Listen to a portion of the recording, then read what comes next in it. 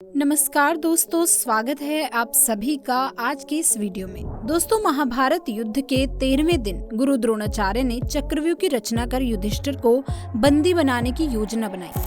पांडवों की ओर से कृष्ण, अर्जुन और अभिमन्यु को चक्रव्यूह भेदना आता था। इसे भेदने के लिए अर्जुन पुत्र अभिमन्यु खड़े हुए।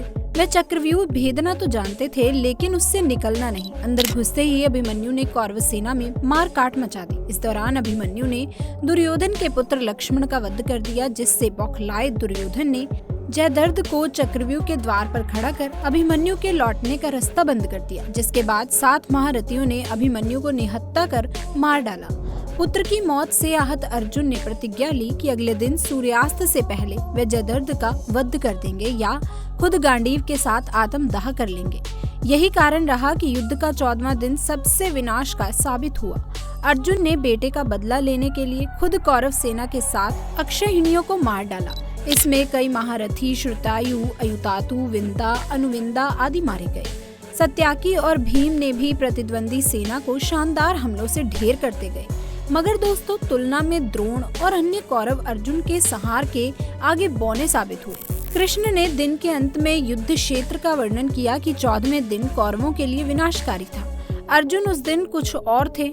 वे अभिमन्यु के पिता थे, जो प्रिय पुत्र की मृत्यु से क्रोधित और चूर थे। ये दिन अर्जुन की वीरता की भयानक प्रदर्शनी बनी हुई और प्यारे वीर पुत्र अभिमन्यु को श्रद्धांजलि देने के लिए उन्होंने कौरवों को हार की कगार पर पहुंचा दिया।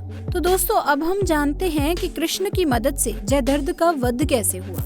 14वें दिन अर्जुन के रौद्र रूप के बावजूद कौरव जयद्रथ को छुपाकर बचाने में कामयाब रहे। उन्हें पता था कि अगर जयद्रथ का वध नहीं हुआ तो अर्जुन अपनी प्रतिज्ञा अनुसार आत्मदाह कर लेंगे, जिसके बाद पांडवों को हराना खेल हो जाएगा। इस दिन शाम ढलते ही अर्जुन आत्मदाह की तैयारी करने लगे और वेदी सजने लगी।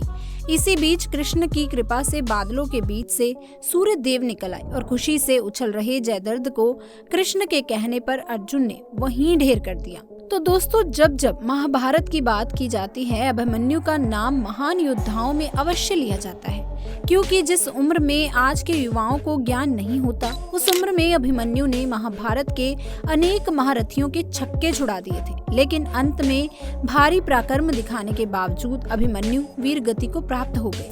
लेकिन दोस्तों, सवाल ये है कि आखिर मरते हुए अभिमन्यु के कान में कर्ण ने क्या कहा था। ये जानने के लिए वीडियो को बिना स्किप किए एंड तक जरूर देखिएगा। लेकिन दोस्तों, इससे पहले अभिमन्यु के बारे में और भी कुछ बातें जान लेते हैं। दोस्तों, महाभारत का महायोद्धा अभिमन्यु, जिसने एक युद्ध में अकेले ही कौरवों की पूरी प्रधान सेना को घायल कर दिया था। इस योद्धा का जन्म और मृत्यु का एक ऐसा रहस्य है जो लोक और परलोक के ऐसे भेद खोलता है जिन्हें जानकर कोई भी हैरान हो सकता है। इस असाधारण योद्धा का भगवान श्री कृष्ण का भांजा होना और महज 16 साल की उम्र में वीरगति को प्राप्त होना एक रहस्य है। दरअसल इनके जन्म से पहले ही इनके पिता ने इनकी मृत्यु की उम्र तय कर दी थी। अगर आप सोच रहे हैं कि अर्जुन ने ऐसा किया था, तो आप गलत सोच रहे हैं, क्योंकि अर्जुन तो मात्र 16 वर्ष के लिए इनके पिता बने थे। इनके असली पिता यानी मूल पिता तो कोई और ही है, जिनके प्रेम की वजह से अभिमन्यु अल्पायु में पैदा हुए थे। दोस्तों, अभिमन्यु के बारे में ऐसी कथा है कि ये पूर्व जन्म में भगवान श्री कृष्ण के शत्रु थे, लेकिन इनका जन्म भगवान शिव के वरदान स्वरूप हुआ था।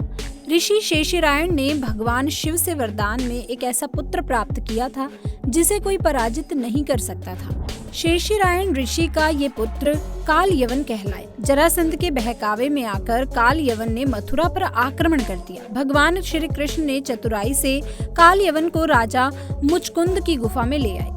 दोस्तों, काल यवन ने सोए हुए राजा मुचकुंद को श्री कृष्ण समझकर जगा दिया।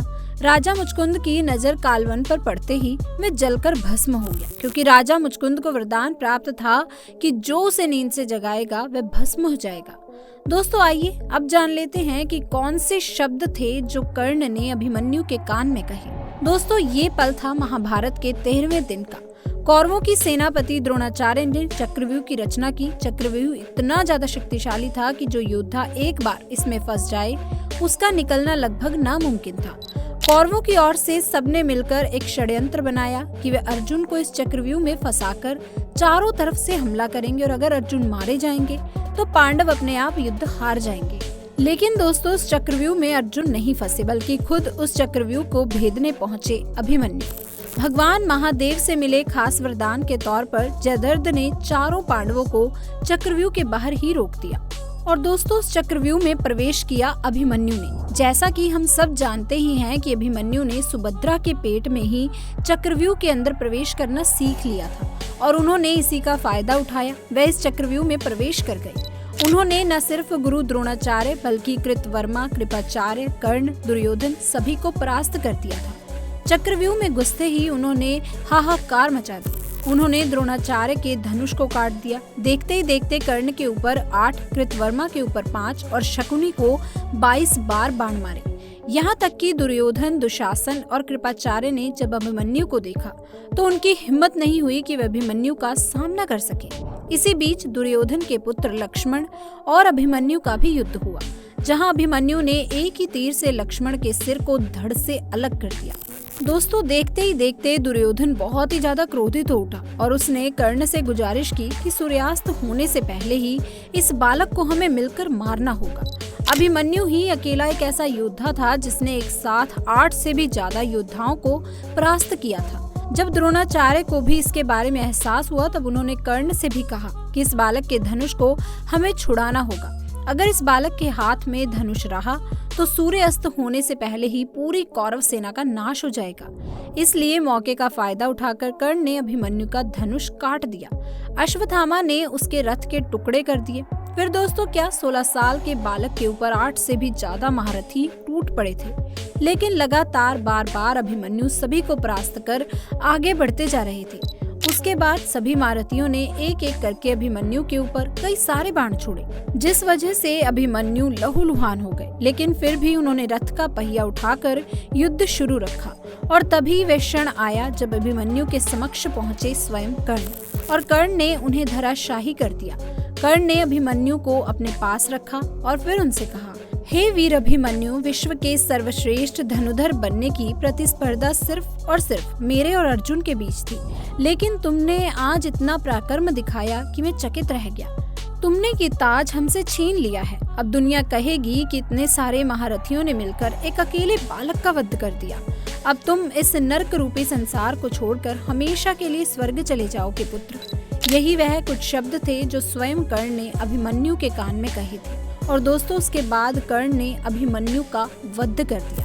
इस तरह एक महायोद्धा जो मात्र 16 वर्ष का था, जिसने कौरवों के 8 से भी ज्यादा महारथियों को धूल चटा दी थी, वह अब स्वर्ग की तरफ प्रस्थान कर रहा था। तो दोस्तों इस प्रकार एक महान योद्धा वीरगति को प्राप्त हुए। अगर आपको हमारी ये जानकारी अच्छी लगी हो तो इस वीडियो को लाइक करें और दोस्तों रिश्तेदारों में इस वीडियो को ज्यादा से ज्यादा शेयर कीजिए ताकि उन्हें भी इस बात की जानकारी मिल सके कि कैसे अभिमन्यु वीरगति को प्राप्त हुए थे। तो दोस्तों इसी तरह की वीडियोस आगे भी देखते रहने के लिए हमारे चैनल को सब्सक्राइब अवश्य कर लीजिए। मिलेंगे नई वीडियो में नई जानकारी के साथ, तब तक के लिए आप सभी का धन्यवाद।